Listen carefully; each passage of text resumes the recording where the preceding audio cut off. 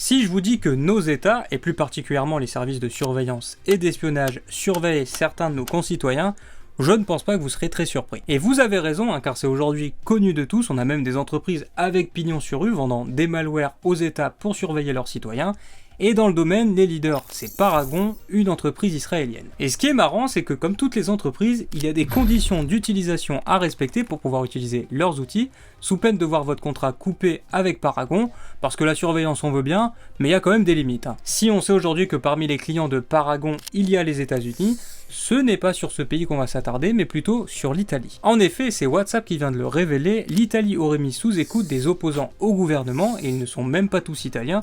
On parle de numéros qui sont référencés en Belgique, en Allemagne et en Grèce par exemple. Évidemment, le gouvernement italien nie en bloc ces accusations, selon laquelle l'espionnage viendrait d'eux, et parle de leur côté plutôt d'une cyberattaque dont le groupe responsable serait encore inconnu. Ce qui est sûr actuellement en tout cas, c'est que le contrat entre Paragon et l'Italie continue d'être actif, alors que le non-espionnage des opposants politiques fait justement partie en principe des quelques critères à respecter pour pouvoir utiliser la solution. Compliqué pour le moment de savoir qui dit la vérité et qui ment dans cette histoire, et je pense qu'on ne verra le bout pas en quelques jours cette fois-ci, mais plutôt dans quelques années, quand l'histoire se sera bien tassée.